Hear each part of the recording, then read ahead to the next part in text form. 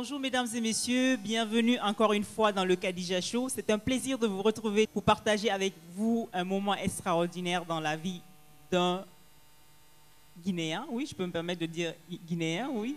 Nicole, tu es presque guinéenne. Mon invité aujourd'hui est une personne extraordinaire qui a un cœur grand comme je ne peux l'imaginer, qui sait aimer, qui a beaucoup d'amour à donner. Elle en a donné, elle en donne encore. C'est personne d'autre que Nicole Moret.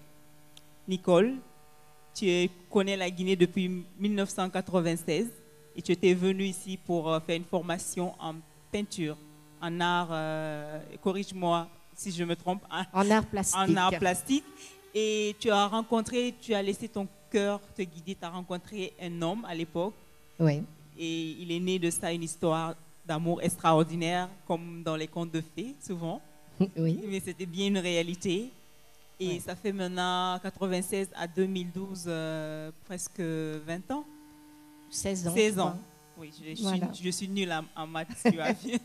Presque 16 ans. Et je reviendrai après sur certaines circonstances, mais ce monsieur est décédé. Mais tu continues toujours à aimer ce pays, à revenir ici, à ouvrir ton cœur. Donc, je reprends depuis le début. Bonjour Nicole, bienvenue dans le Khadija Show. Bonjour. Ici, on fait toujours les choses à l'envers. Parce que c'est un plaisir de te recevoir, parce que quand tu étais venue en 96 faire l'atelier, je ne sais pas si tu te souviens, j'étais dans cet atelier. Comme comédienne, j'avais envie aussi de voir un peu les arts plastiques. Oui. Et j'étais très jeune à l'époque, et ton histoire d'amour avec Nabisco nous a tous éblouis. On se disait, waouh, c'est comme l'histoire de Cendrillon à l'envers. Raconte-nous un peu dans quelles circonstances tu avais rencontré Nabisco. Quand je suis venue en 1996 en Guinée, j'ai été envoyée pour une mission donc, auprès d'un groupe d'artistes pour faire un peu de formation, si tant est qu'on peut imaginer faire de la formation avec des artistes. Mais j'ai trouvé des jeunes gens qui étaient en effet démunis, beaucoup, et beaucoup d'entre eux ont énormément progressé depuis ce moment-là. Et dans ce groupe, il y avait Nabisco. La Guinée elle-même, je crois que je n'en avais jamais entendu parler. Je suis désolée, je crois que je ne connaissais pas du tout. Et puis Nabisco, il avait mon âge. Hein, nous étions tous les deux quand même d'un âge déjà bien avancé. Et très vite, j'ai vu que ce dont je parlais faisait tilt auprès de lui. J'ai vu qu'il s'y intéressait beaucoup. Et puis, à la fin du stage, il a demandé, comme la plupart des autres artistes, à ce que j'aille chez lui dans son atelier. Donc, je suis allée dans plusieurs ateliers, dont le sien. Et là, il y a eu un coup de cœur. J'ai vu une toute petite chambre de 9 mètres carrés, un lit au milieu de la chambre, c'est tout. Et de chaque côté, des piles de papier qui étaient recouverts de peinture, dont la plupart prenaient l'eau à chaque hivernage. Et voilà. Et j'ai entendu dans ma tête, je ne le vends pas, j'ai entendu dans ma tête quelque chose dire et pourquoi pas. Mais dis-nous, est-ce que c'est l'artiste qui t'a séduit tout de suite ou la personne? Je crois que c'est les deux. C'est vraiment les deux, et pendant tout ce temps qu'a duré notre histoire, c'est vraiment les deux. J'ai aimé l'artiste, j'ai aimé l'homme, et à travers l'artiste et l'homme, j'ai aimé le pays.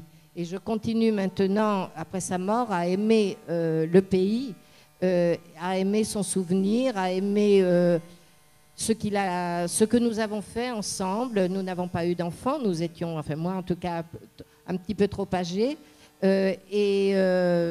Nous avons un enfant qui est Tafori, donc que tu connais, et l'histoire d'amour continue. Moi je connais, mais les autres ne connaissent pas Tafori. Alors c'est le village où est né Nabisco. Alors le village Nabisco est né à, alors je vais prononcer comme je peux le prononcer, à Horira, hein, la sous-préfecture, dans la préfecture de Dubreka. Et dans ce village où j'ai été accueillie à bras ouverts depuis 15 ans, nous avons créé, en pleine brousse, nous avons débroussé, et créé un centre d'écotourisme solidaire et de création artistique.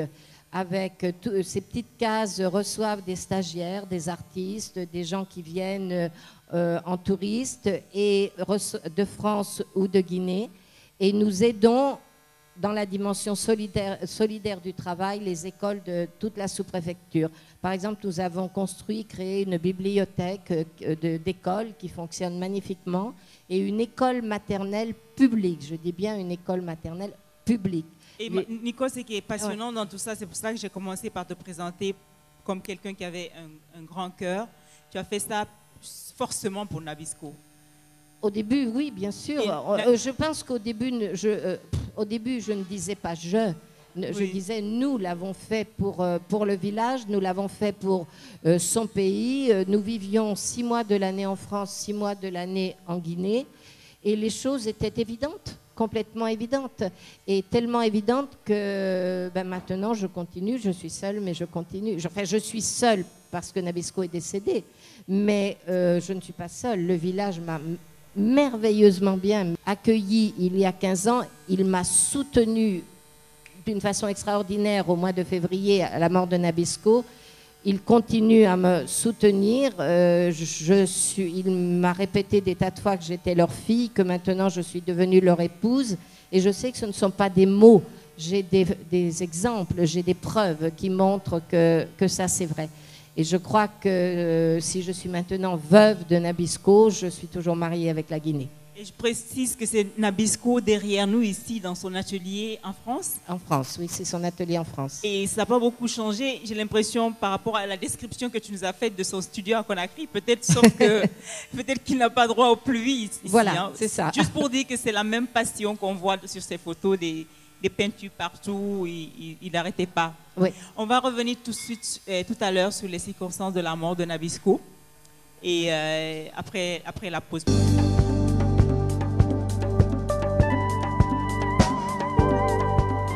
Nicole, tu rencontres Nabisco 2 ans après ou 3 ans après vous êtes mariés, j'imagine. Vous aviez chacun de votre côté des enfants. Oui. Et toi, tu as combien d'enfants encore? J'ai deux garçons de 36 et 39 ans. Et lui, il avait combien d'enfants déjà? Alors lui avait 2 enfants aussi. Et comment vos enfants, vos familles ont vécu cette rencontre? Parce que les garçons sont souvent jaloux de leur maman, je sais. Non, ça s'est très bien passé. Ça s'est très, très, très bien passé. Mes 2 garçons ont accueilli Nabisco avec beaucoup de sympathie. Beaucoup, beaucoup de sympathie. Mon 2e fils, musicien, a trouvé que Nabisco ressemblait à un reggaeman.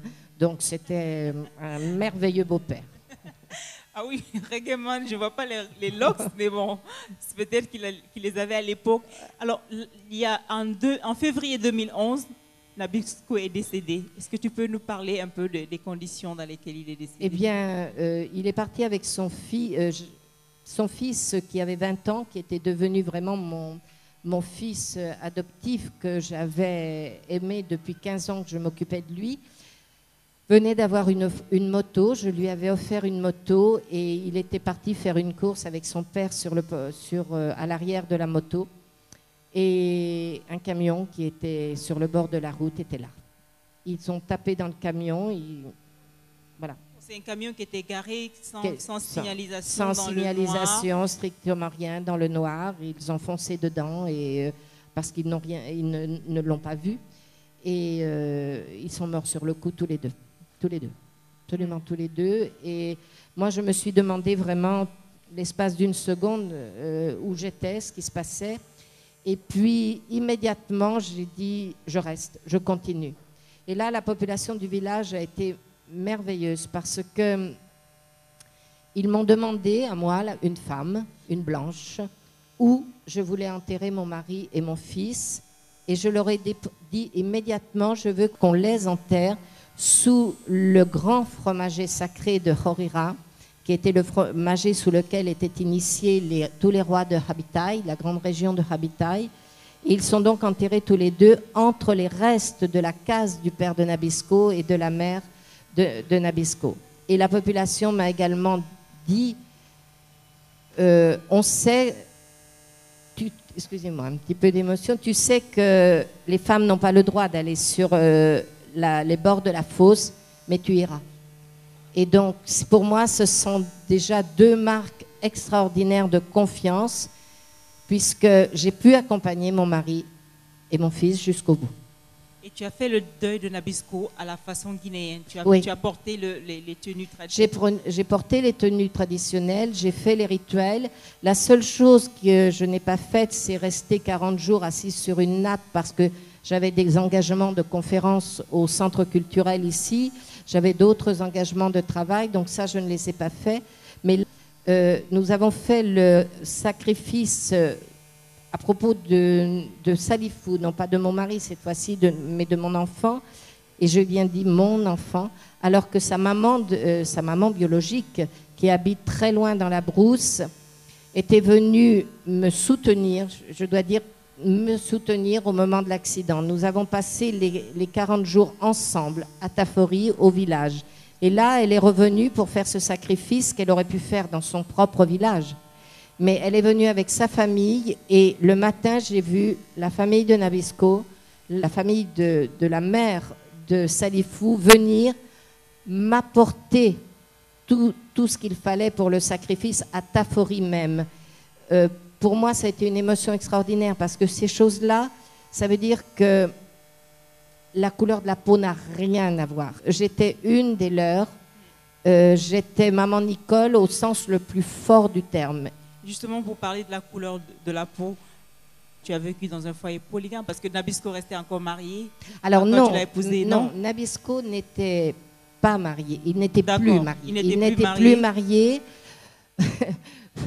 Il n'était plus marié officiellement. Voilà. Nabisco était quelqu'un de complètement génial. Génial dans les choses les meilleures. Génial dans les choses un petit peu moins bonnes. Il avait aussi une part d'ombre extrêmement importante. Et j'ai l'habitude de dire que quand j'ai fait l'histoire d'amour que j'ai vécue avec Nabisco, ça a été le meilleur de ma vie et dans certains domaines peut-être le pire. Mais je ne retiens absolument rien du pire parce que même ce pire était génial. Et j'ai vraiment vécu une passion amoureuse dont je ne me remettrai pas, je crois, et qui fait que je continue à aimer la Guinée. Merci pour cet amour pour la Guinée. Justement, nous sommes allés faire un tour à Tafori, où on a vu où tu continues à travailler avec des jeunes qui sont des élèves, disons, de Nabisco. Qui sont à la fois des élèves de Nabisco, à la fois des élèves de l'école, puisque nous travaillons beaucoup avec les écoles de la sous-préfecture, et qui, petit à petit, est en train d'émerger une école Tafori, un style Tafori de peinture qui sera parfaitement reconnaissable. Et ça, je pense que c'est la meilleure chose qui puisse arriver, le meilleur héritage de Nabisco qui puisse se faire. C'est Tafori, c'était notre enfant. Et je continue à élever notre enfant et j'espère bien qu'il aura une adolescence sereine et qu'il deviendra un adulte parfaitement mûr et créatif lui aussi. Est-ce qu'à un moment donné, Nicole, il n'y a pas eu, pas seulement Nabisco, mais pour toi, culturellement, cette relation, parce que tu dis que tu as rencontré Nabisco, il était plus jeune, donc ça veut dire qu'on ne peut pas le changer sur certaines choses. Moi non plus.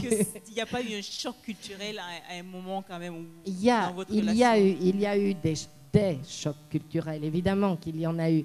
Mais vous savez, c'est parfois difficile de savoir si c'est un choc culturel ou si c'est tout simplement une relation entre deux personnes avec un caractère bien trempé l'un et l'autre, une dimension créative tous les deux, lui et moi, des exigences quant à la vie l'un et l'autre, mais je répète, c'était toutes ces exigences et ce caractère entier, ce caractère créatif de tous les deux.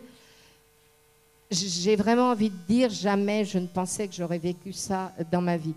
Et c'est la meilleure chose qui ait pu m'arriver. Alors, on va faire un tour avec vous à Tafori, justement pour voir votre enfant, l'enfant de Nabisco et de Nicole. Et on revient sur ce plateau pour continuer avec Nicole.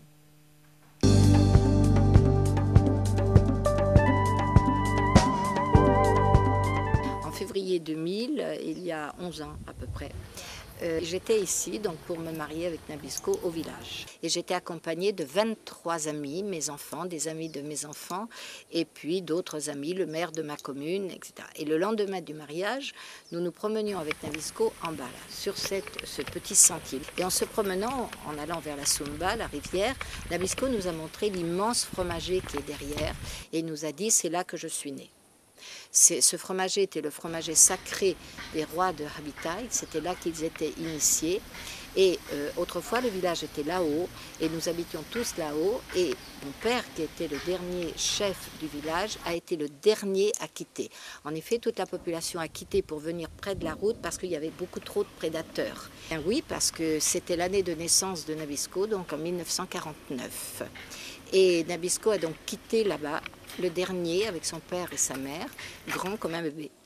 Et donc après, la brousse est devenue vraiment impénétrable. Et on se promenait donc là, et quand il nous racontait tout ça, le maire de la commune qui m'accompagnait me dit « Mais Nicole, c'est ici qu'il faut que tu fasses ta case. » Parce qu'évidemment, tout le monde sait que si une blanche vient se marier en Guinée, en Afrique, dans l'opinion des Français, il faut qu'elle construise une case. Voilà, tu vois. Et mon fils a réagi en disant « Mais maman, il faut que tu en fasses plusieurs parce que nous, on viendra te voir. » Et l'idée de Tafori, elle est née là. Mais il a d'abord fallu faire un sacrifice de renaissance parce que dans le tronc de ce fromager, il y a les génies du lieu. Et les génies du lieu n'étaient pas censés nous adopter. Moi, j'étais quand même la blanche, l'étrangère. Je ne sais pas si j'ai cru, mais j'ai voulu y croire et j'ai trouvé que c'était une très belle histoire. Donc, l'année qui a suivi, ou quelques mois après, je suis revenue avec mes étudiants d'université de Poitiers. Et c'est le jour où la population du village a organisé, avec Nabisco, avec moi, un sacrifice de renaissance. Donc nous avons élargi le sentier pour monter au fromager, dégagé au pied du fromager, fait un sacrifice. La totalité de la population est remontée là-bas, dont des vieux qui pleuraient en se disant que jamais ils pensaient qu'ils seraient revenus au pied du fromager avant leur mort. Et une fois que ce sacrifice a été fait, on s'est dit, on peut commencer la construction, on peut s'installer là. Nabisco était le dernier fils du dernier chef et nous avons demandé un mariage traditionnel. Donc toute cette population-là, les gens du village, nous ont organisé en une demi-journée ce qui était à peu près 6-7 ans de fréquentation en vue d'un mariage traditionnel. C'est un souvenir inoubliable. Donc si les choses avaient continué comme elles se devaient, tu es une princesse. Eh oui, j'aurais dû être une princesse, exactement. Exactement. Quand nous avons fait la cérémonie de fin de veuvage, parce qu'on l'a fait, j'ai porté bien sûr la casserole avec la bouillie au frère aîné de Nabisco, mais la famille a été très... Elle a fait ce qu'il fallait. C'est-à-dire que personne ne m'a obligée à épouser qui que ce soit d'autre. Et si on m'avait épousée, j'aurais dit non. J'aurais dit non, parce que je ne suis pas guinéenne, parce que je ne veux pas qu'on m'oblige à épouser qui que ce soit. Mais par contre, les plaisanteries qui se font au village sur qui va être le nouveau mari de Nicole, ça, je les accepte avec beaucoup d'humour, parce que je sais que c'est une façon de dédramatiser. Tafori aujourd'hui, c'est à la fois un centre d'écotourisme équitable et solidaire, c'est-à-dire que quand des étrangers ou des gens de Guinée viennent et sont hébergés ici, un pourcentage des sommes qui rentrent à Tafori est redonné au village. Et redonné au village avec également d'autres participations. Moi, je donne systématiquement tout le travail que je fais en Guinée quand je suis payée, ça reste ici. Et tout ça nous a permis, par exemple, de restaurer l'école, nous a permis de construire une bibliothèque à l'école qui fonctionne sur le plan pédagogique très bien, avec plus de 3000 bouquins, et il en arrive chaque année. Également de construire une école maternelle publique, j'insiste sur le fait que cette école maternelle est publique, je crois que c'est la seule de Guinée. Et puis nous aidons également les écoles de 5 villages autour, Gandoubalaya, Dantafori, Bawa et Tenia. avec Correra Centre aussi. Chaque année, au moins un groupe, j'espère qu'il y en aura davantage, qui vient de France, et ou d'Europe, mais ceux que j'organise moi sont plutôt de France, et nous les prenons à l'aéroport, nous les remettons à l'aéroport après un séjour d'environ 12 jours, où nous leur faisons découvrir vraiment la Guinée, en particulier la Basse-Guinée, en profondeur. Certes, c'est du tourisme, parce que c'est le mot tourisme, on ne sait pas quel mot employer autrement, mais c'est écotourisme, et c'est surtout équitable et solidaire. Et puis aussi, c'est un lieu de création artistique, en particulier sur le plan plastique. On a un atelier de peinture qui fonctionne de mieux en mieux. On fait des résidences d'artistes, on accueille des artistes venant de l'étranger. Et puis, tout est ouvert, absolument tout est ouvert.